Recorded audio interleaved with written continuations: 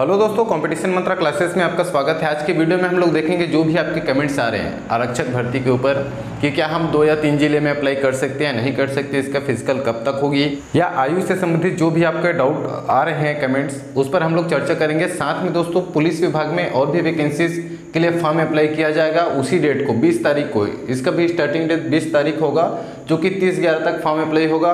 3 vacancy आई है। एक तो आरक्षक स्वान दल, वो कांस्टेबल भर्ती से अलग है, जो 6000 पद आने वाले हैं, 5800 समथिंग, वो पद को छोड़ करके आरक्षक स्वान दल का अलग से नोटिफिकेशन जारी किया गया है। आरक्षक बैंड का जो है नोटिफिकेशन है, और साथ में सहायक प्लाटून कमांडर नर्सिंग और प्रधान आरक्षक नर्सिंग के पद हैं, उसके बारे में डिटेल्स देखेंगे। तो सबसे पहले हम लोग बात करते हैं दोस्तों आपके कमेंट्स के ऊपर। सबसे ज़्यादा जो कमेंट्स हैं फिजिकल के ऊपर कि फिजिकल कब तक होगी। तो भाई इस साल पॉसिबल नहीं, किसी भी स्थिति में पॉसिबल नहीं है। इसका जो फिजिकल है अगले साल तक जाएगा, उसके बहुत सारे रीजंस हैं। देखो, नवंबर तक तो फॉर्म ही अप्लाई होगा, ठीक है। नवंबर तो फॉर्म अप्लाई करने में समय चला जाएगा, दिसंबर जनवरी जो है आपका चुनाव में चला जाएगा। उसके बाद ही ये भर्ती प्रोसेस जो है स्टार्ट हो सकती है, क्योंकि दोस्तों यहाँ पे बहुत सारे फॉर्म से अप्लाई होंगे, कम संख्या में नहीं। ऐसा नहीं है कि 7 दिन में इसका फिजिकल जो है कंप्लीट करा ली जाएगा। मे भी 25 से 30 दिन, 1 महीने तक इसका फिजिकल जो है चलने वाला है, और यहाँ पे फॉर्म की संख्या बहुत ज़्यादा होगी। और फिजिकल के लिए दोस्तों आप सबको पता होगा कि टेंडर जारी किया जाता है, ठीक है। पुलिस विभाग ही जो है फिजिकल कंडक्ट नहीं कराती है, टेंडर जारी होगी।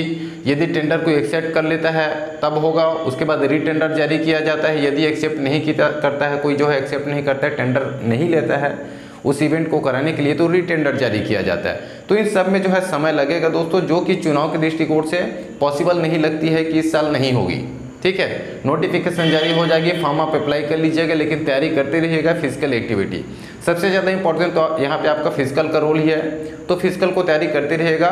इसका जो फिजिकल है जब भी हो, अगले साल ही होगा, मे भी मार्च अप्रैल में कुछ अपडेट निकल के सामने आ सकती है, ठीक है। तब तक आप फिजिकल की तैयारी करते रहें।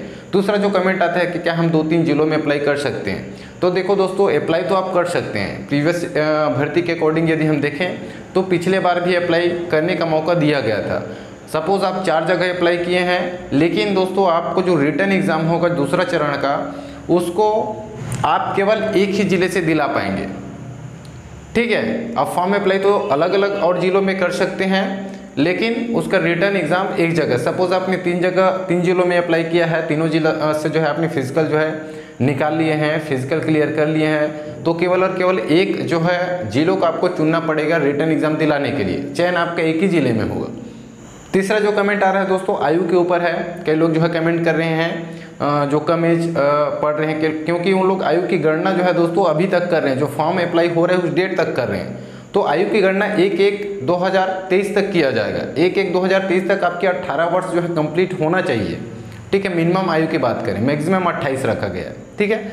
तो मिनिमम आयु जो है 18 वर्ष 1/1/2023 के अनुसार होना चाहिए, न कि अभी जो फॉर्म डेट भराना स्टार्ट होगा उस डेट तक।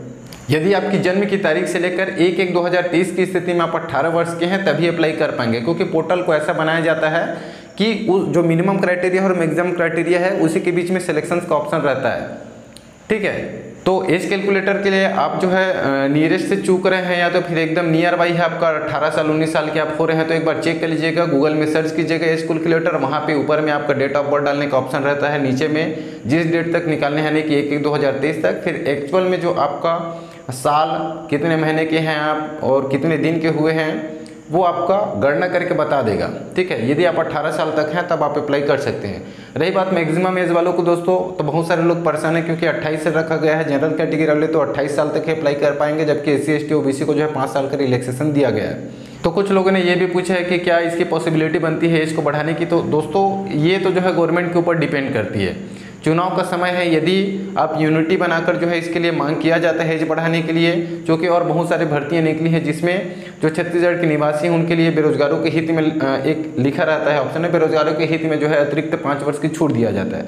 तो ऐसा कुछ निर्णय ले लेती है गवर्नमेंट सरकार। यदि आप यूनिटी बना के उस तक जो है अपनी बात पहुँचाते हैं तो हो सकता है उसको बढ़ा दिया जाए। फिलहाल नोटिफिकेशन के अकॉर्डिंग तो 28 साल ही मैक्सिमम एज रखा गया है। और पिछले वीडियो में मैंने जो बनाया था आरक्षक के लिए डिटेल्स वीडियो, तो वहाँ पे जो ट्रेड वाले हैं, आरक्षक ट्रेड वाले, उनके लिए थोड़ा सा बताना भूल गया था दोस्तों, जिसके कारण से थोड़ा सा गलती हुई थी मेरे से।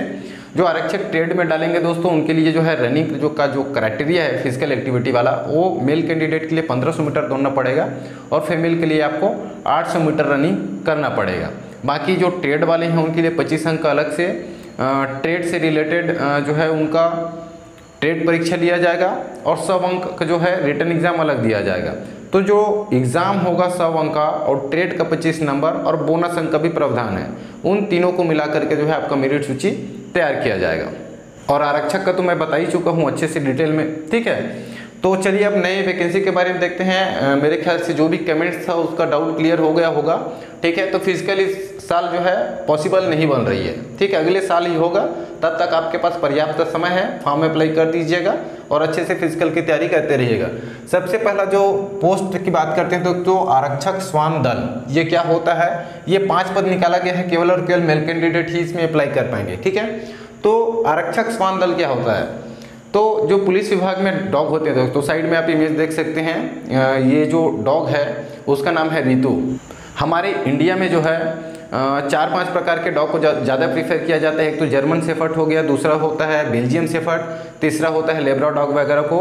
इनका जो काम होता है दोस्तों, जो बॉम्बिंग होता है, कहाँ पे कहीं पे कोई वीआईपी से आ रहा है, कोई बड़ा प्रधानमंत्री आ रहा है या नक्सलाइट क्षेत्र में कुछ जो है सर्चिंग ऑपरेशन चलने वाला है, तो वहाँ पे जो है सबसे पहले इन्हीं लोगों को भेजा जाता है, ठीक है, कि वहाँ पे कुछ डायनामाइट्स वगैरह, बम वगैरह को बिछा के नहीं रखें, ये सारी चीज़ें चेक करती हैं। दूसरी चीज़, यदि मर्डर वगैरह हो जाता है, इंस्पेक्शन करने के लिए, अपराधी को पकड़ने के लिए, उसके द्वारा उपयोग किया गया औजारों को ढूंढने के लिए, तलाशी करने के लिए इस डॉग की जो है सहायता लिया जाता है। ये पुलिस विभाग में इसको डॉग नहीं कहा जाता है, पर्टिकुलर सबका नाम होता है। जैसे इसका नाम है रितु और हमारे परिचित में मनीष भैया हैं, वो इसको गाइडेंस करते हैं, उनके अंडर में है, तो कुछ न कुछ जानकारी मिलती रहती है।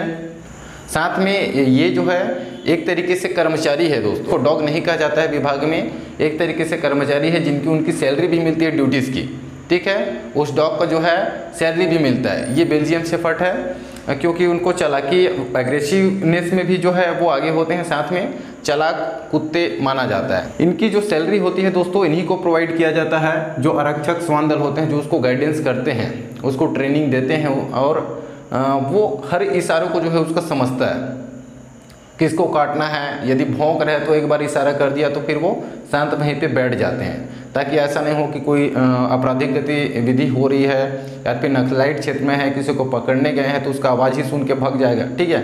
तो वो पूरा ट्रेंड रहते हैं, वेल ट्रेंड रहते हैं और उसकी सैलरी इनको दी जाती है और उन्हीं की सैलरी से जो है उनके लिए इनका काम होता है कि फीड प्रोवाइड उन्हीं को करना पड़ता है। यदि उसका तबीयत खराब हो गया तो मेडिकल वगैरह जो है डॉक्टर के पास ले जाना, मेडिकल प्रोवाइड करना, ये सारी जो है इनका जिम्मा होता है। इसको स्क्वाड डॉग कहा जाता है और उत्कृष्ट कार्य करने पर इनको सम्मानित भी किया जाता है, मेडल भी मिलता है, ठीक है। इनकी जो है एक रैंकिंग भी होती है।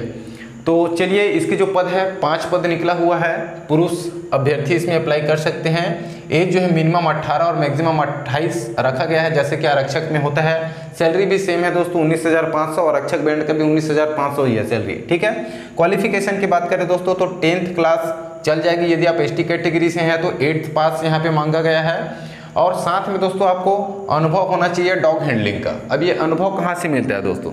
तो जो लोग पेट एनिमल्स वाले जो डॉक्टर्स होते हैं, तो दोस्तों जैसे कि हम लोग ड्राइविंग सीखते हैं कहीं पे भी, प्राइवेट जो सेंटर होते हैं जो कि लाइसेंसधारी होते हैं, तो लोग तरफ से हम लोग को एक सर्टिफिकेट दिया जाता है अनुभव का कि इसको जो है ड्राइविंग चलाना आता है। उसी प्रकार से डॉग पालते हैं जो थोड़ा सा अच्छा क्वालिटी का डॉग पालते हैं, तो लोग पहले ट्रेनिंग लेते हैं, डॉक्टर के पास सलाह लेते हैं, कुत्ते के बिहेवियर के बारे में समझते हैं, फिर उनसे सलाह लेकर के जो है ट्रेनिंग लेते हैं, तो वहाँ से अनुभव प्रमाण पत्र मिलता है, ठीक है। तो यहाँ पे अनुभव प्रमाण पत्र भी मांगा गया है, अनुभव होना चाहिए आपका डॉग हैंडलिंग का, ठीक है।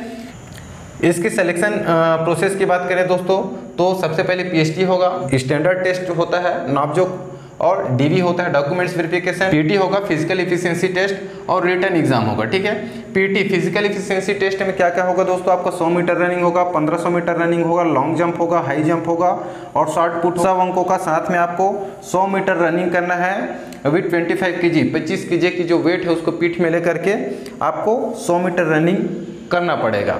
ठीक है, इसकी एग्जाम की बात करें दोस्तों तो प्रैक्टिकल एग्जाम होगा। ठीक है, प्रायोगिक परीक्षा 20 अंक का, साथ में इसी ट्रेड से रिटन एग्जाम होगा, 80 क्वेश्चंस होंगे। ठीक है, अब बात करते हैं दोस्तों दूसरा जो वैकेंसी है आरक्षक बैंड का, जिसका 3 पद निकाला गया है। इसमें भी ये वैकेंसी भी केवल पुरुष अभ्यर्थी ही अप्लाई कर पाएंगे। इसमें भी जो एज है दोस्तों मिनिमम एज 18 और 28 है। क्वालिफिकेशन 10th और 8th क्लास वाले ही यहाँ पे अप्लाई कर पाएंगे। यदि एसटी कैटेगरी से हैं तो 8th क्लास वाले।